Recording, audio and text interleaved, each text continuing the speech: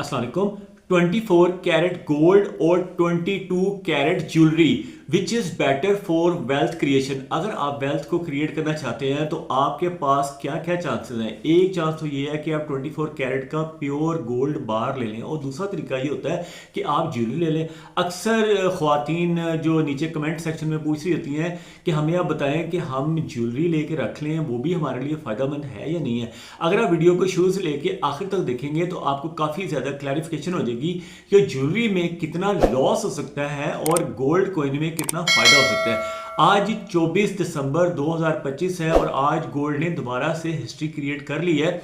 $4500 पर try ounce के ऊपर इस वक्त इंटरनेशनल मार्केट चल रही है। इस वक्त भी अगर आप स्पॉट मार्केट देखेंगे तो $4490 पर ट्राई आउंस के ऊपर है। और पाकिस्तान में मार्केट्स का मैंने फ़ोन करके पता किया, इस वक्त जो मार्केट में रेट चल रहा है वो 4,71,200 का 24 कैरेट प्योर गोल्ड का जो गोल्ड बार है वो मिल रहा है। तो 24 कैरेट तो मतलब इतना है, जिसे कहते हैं 99.99% प्योर गोल्ड।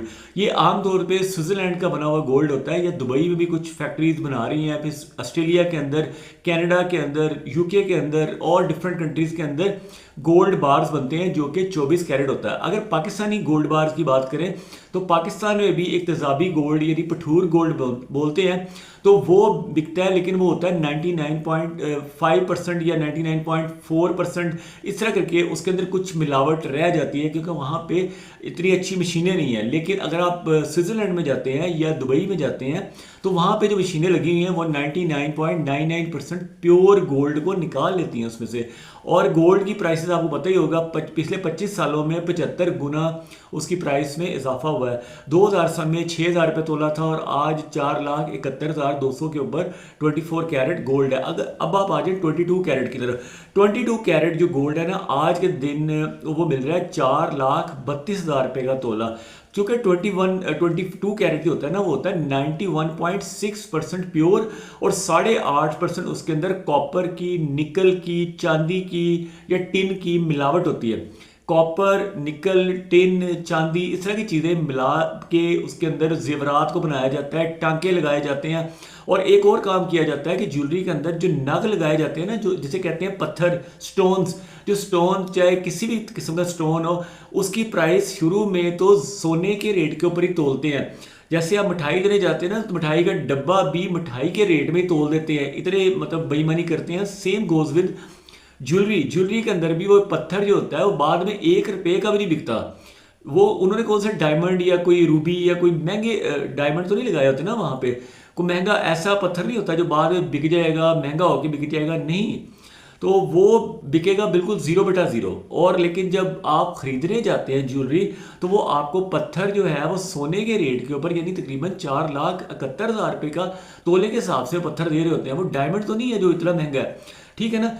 तो एक तो ये चीज़ है, जब वापस करेंगे तो वो सबसे पहले पत्थर निकालेंगे, फिर बाद में वो उसके अंदर जो मिलावट उन्होंने ही की हुई है उसका बताएंगे, जी इसके अंदर तो इतनी मिलावट है। उसके लिए कसौटी लगाएंगे, कसौटी के ऊपर फिर वो ऐसे लकीर लगाएंगे, यानी जैसे रगड़ेंगे तो एक लकीर बनेगी, लकीर के ऊपर वो नाइट्रिक एसिड नामी एक तेज़ाब लगाएंगे, तेज़ाब लगा के चेक करेंगे कि अगर तो वो डिज़ोल्व हो जाता है तो इसका मतलब सोना नहीं है, और अगर वो कम डिज़ोल्व होता है तो उसके अंदर मिलावट है। जितना कम डिजोल्व होगा उतनी उसके अंदर मिलावट कम होगी, ठीक है ना। तो इससे उनको चेक करने में ज़रा आसानी होती है। लेकिन आज के दिन भी ज्वेलर जो है कोई भी इतना 100% प्योर नहीं बता सकता। हो बेशक सोना 22 कैरेट या 21 कैरेट, लेकिन वो आपको पैसे देते हैं 18 कैरेट के या 16 कैरेट के। इवन कुछ लोग तो ऐसे भी हैं जो 15 कैरेट के पैसे आपको देंगे क्योंकि उनको समझ नहीं आ रही होती कि सोना कितना है। आजकल XRF मशीन भी आ गई है। XRF मशीन एक तरह की लेज़र एक्सरे मशीन है जो आपको विद इन 30 सेकंड या 1 मिनट के अंदर अंदर आपकी जो ज्वेलरी है ना वो बता देगी। कराची, लाहौर, इस्लामाबाद, पूरे पाकिस्तान में बड़े बड़े ज्वेलर जो है ना उन्होंने मशीनें रखी हुई हैं। जैसे कि नोट चेक करने वाली मशीनें होती हैं ना, बैंकों के अंदर होती हैं, मनी चेंजेस के पास होती हैं। आजकल इवन सुनार हजरात ने भी मनी को चेकिंग वाली मशीन लगा ली है क्योंकि उनके पास भी नकली नोट आ जाते हैं, कभी किसी तरह का नकली नोट आ गया तो इसलिए वो चेक करने के लिए बड़ी आसानी होती है। सोना चेक करने के लिए XRF मशीन, और नोट चेक करने के लिए नोट चेक करने वाली जो भी करेंसी नोट को चेक करने वाली मशीन होती है उससे वो चेक कर लेते हैं। वैसे मैं तो ये रिकमेंड करूँगा कि आप online he buying and selling करें। उसका फ़ायदा ये होगा कि आप जब किसी को कोई पेमेंट करते हैं ना, उसका एक रिकॉर्ड भी बन जाता है। आप प्रूव भी कर सकते हैं कि आपने फ़लाँ बंदे को पेमेंट की थी, उसके बदले में आपने फ़लाँ चीज़ ली थी। कोई भी चीज़, चाहे आपने गाड़ी लेनी हो, प्लॉट लेना हो, मोबाइल लेना हो या ज्वेलरी लेनी हो, तो आप उसी बंदे के अकाउंट में ट्रांसफ़र करें और उस कोशिश किया करें कि उसी का अकाउंट हो, किसी और का अकाउंट ना हो। कई दफ़ा क्या होता है कि आप मोबाइल लेने जाते हैं ना, जैसे मैंने अभी मोबाइल लिया था कुछ 6-7 महीने पहले, तो उसमें वो बंदे ने कोई जो अकाउंट नंबर किसी और ही बंदे का दे दिया था। तो मैंने उसे कहा भाई आप अपनी शॉप का अकाउंट नंबर दो ना, ताकि कल को हम बता सकें कि ख़राब निकलता है मोबाइल, हम उसके वापस करने आते हैं या उसकी कोई वारंटी क्लेम करने आते हैं, तो बाद में हम कहेंगे जी ये तो हमने मोबाइल बेचे ही नहीं है। तो इसलिए इट इज़ बेटर कि आप उसी के अकाउंट में करें।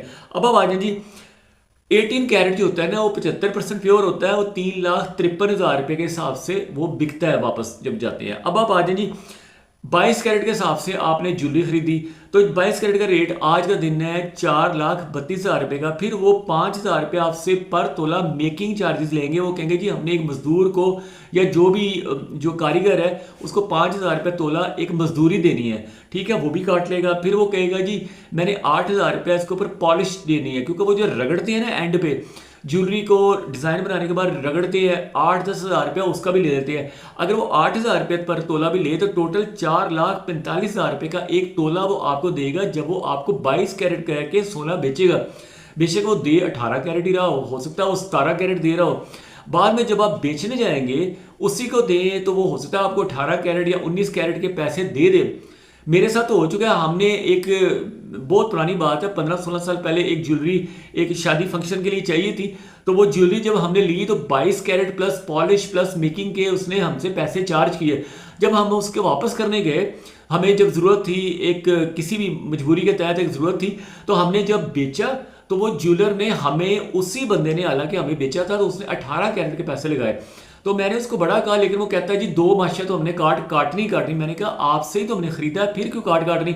वो कहता है किसी और के पास जाएंगे तो आपको वो 3 माशिया या 4 माशिया काटेगा। यानी इसका मतलब ये है कि वो आपको 15 कैरेट का या 16 कैरेट का पैसा देगा। वो कहता है हम आपको फिर भी 18 कैरेट के पैसे दे रहे हैं, लोग आपको 15 कैरेट के या 16 कैरेट के पैसे देंगे।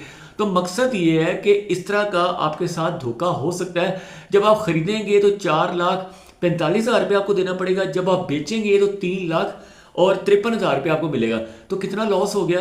तकरीबन एक तोले के पीछे 1,00,000 रुपया, या ये समझ लें 25% आपका पैसा लूज हो गया। लेकिन अगर आपने 24 कैरेट प्योर गोल्ड यानी 99.99% प्योर स्विट्जरलैंड का बना हुआ गोल्ड लिया या दुबई का बना हुआ गोल्ड लिया, तो उसमें फ़ायदा ये है कि आपको लॉस 1,000 से लेके 1,500 रुपया तोला होगा।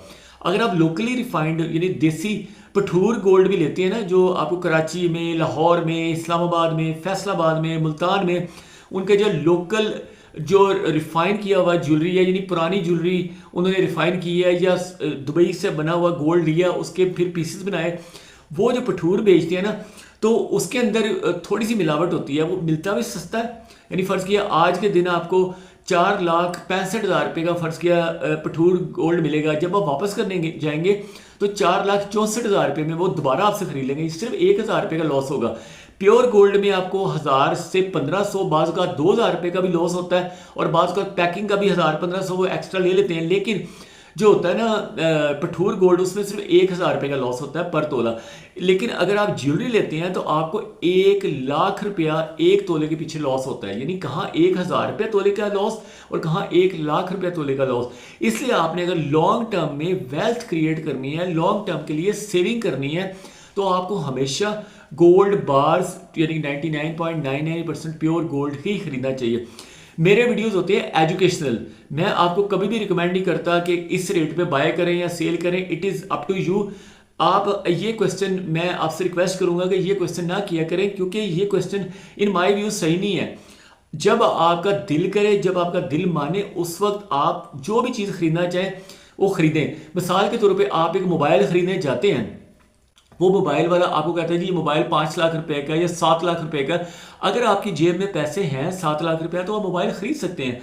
तो मैं आपको मना नहीं करूंगा। इसी तरह अगर आपने एक गाड़ी खरीदने जाते हैं, वो गाड़ी 7 करोड़ रुपए की है, तो अगर आपके पास पैसे हैं तो आप 7 करोड़ की गाड़ी खरीद सकते हैं, लेकिन मैं आपको रिकमेंड नहीं करूंगा कि आप खरीदें। इसी तरह अगर आपने कोई प्लॉट खरीदना है, वो 10 करोड़ का है, 20 करोड़ का है, 100 करोड़ का है, अगर आपकी जेब में पैसे हैं तो आप खरीद सकते हैं, लेकिन मैं रिकमेंड नहीं करता। मैं आपसे सिर्फ एज अ टीचर या एज अ बड़ा भाई या एज अ अंकल, जो भी आप कह लें, एज अ टीचर कह लें, क्योंकि मेरा 20-22 साल का टीचिंग का एक्सपीरियंस है, इकोनॉमिक्स पढ़ाने का, बिजनेस पढ़ाने का, स्ट्रेटजी पढ़ाने का, और इसलिए मैं आपको एज अ बड़ा भाई, एज अ टीचर आपको गाइड करता रहता हूं कि आपको अपने पैसों को ज़ाया नहीं करना चाहिए, बल्कि लॉन्ग टर्म के लिए एसेट्स बिल्डिंग की तरफ आना चाहिए। चाहे आप प्रॉपर्टी में एसेट्स लें, चाहे आप गोल्ड में करें, चाहे आप सिल्वर में करें, बजाय इसके कि आप लग्जरीज के अंदर, एक्सपेंसेस के अंदर आप ज़ाया करें अपने पैसे को और फजूल कामों में ज़ाया करें।